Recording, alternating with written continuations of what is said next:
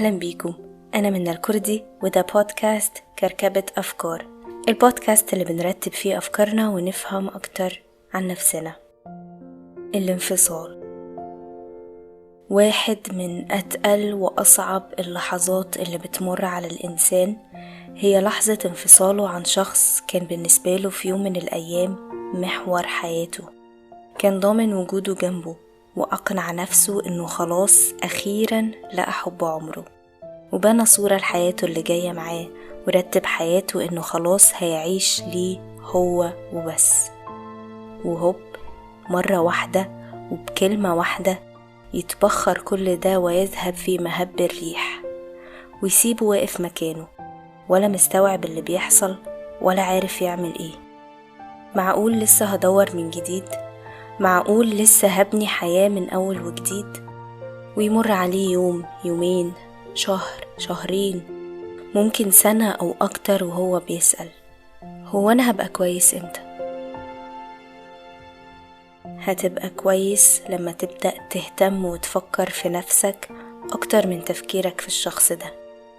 التفكير في ذكرياتكم الحلوة سوا هيخليك واقف مكانك بالسنين بتفكر في الحلو بس، وناسي إنه أكيد كان في سبب وجيه ومنطقي لإنهاء العلاقة دي، وإنه زي ما كان فيه الحلو كان برضو أكيد فيه الوحش. عشان نعرف ناخد خطوة في طريق الشفاء من أعراض انسحاب البشر، محتاجين نفهم المراحل اللي بيمر بيها الإنسان بعد الانفصال العاطفي، واعرف انت واقف عند أنهي مرحلة فيهم علشان تعرف توصل للمرحلة اللي بعدها، واللي بالتبعية هتوصلك في النهاية لمرحلة الشفاء. وطبعا باختلاف سيناريوهات الانفصال المختلفة، في مراحل بتاخد وقت أطول من مراحل، وفي مراحل ممكن ما تمرش بيها خالص، ولكن في جميع الأحوال احنا محتاجين نعرف ايه هي المراحل دي علشان نبقى فاهمين إحساسنا ده سببه ايه ونعالجه ازاي.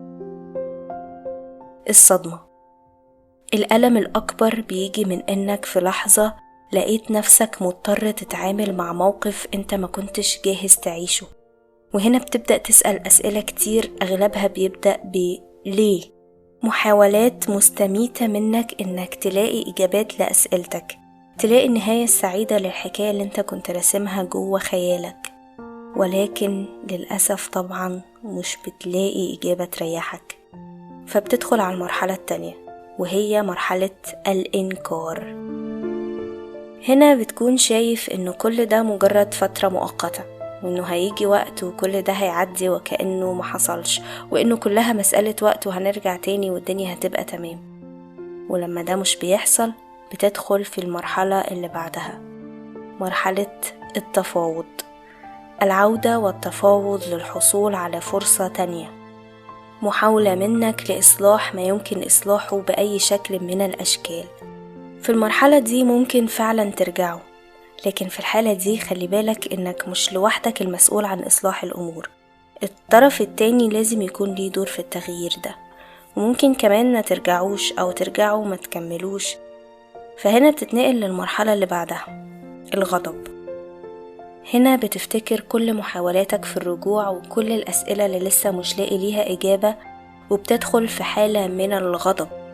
بتختلف الحالة دي من شخص لشخص ومن موقف لموقف، لكن أنا بشوف إنه مرحلة الغضب دي أهم مرحلة في الموفينج أون، لأنك بتاخد فرصتك في إنك تخرج كل الحزن والطاقة السلبية اللي جواك، وعلشان كده خد وقتك فيها براحتك على الآخر، لكن وظف غضبك صح.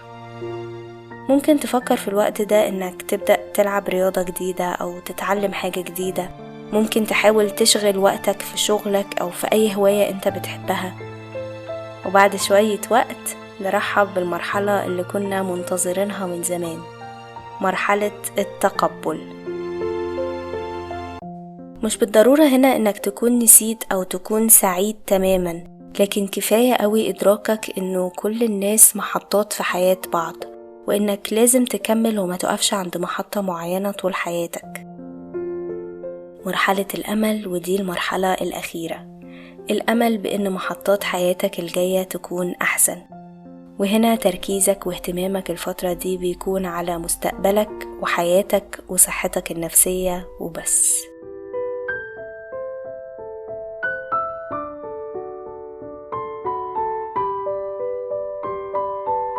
خليك فاكر إن دايما في نور في آخر كل نفق.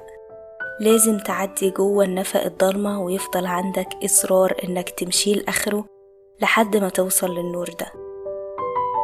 وأتمنى إنك هناك تقابل الشخص اللي يستاهلك بجد، اللي يعرف قيمتك ويفضل متمسك بيك، ومهما كانت التحديات صعبة يمسك إيدك ويدعمك تعدوا الصعب كله سوا.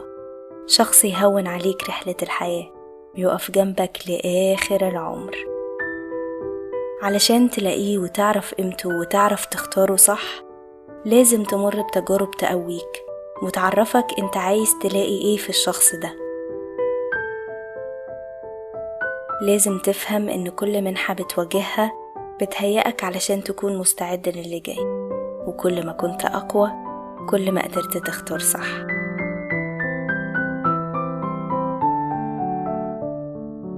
شكرا ليكم، دمتم دايما بخير.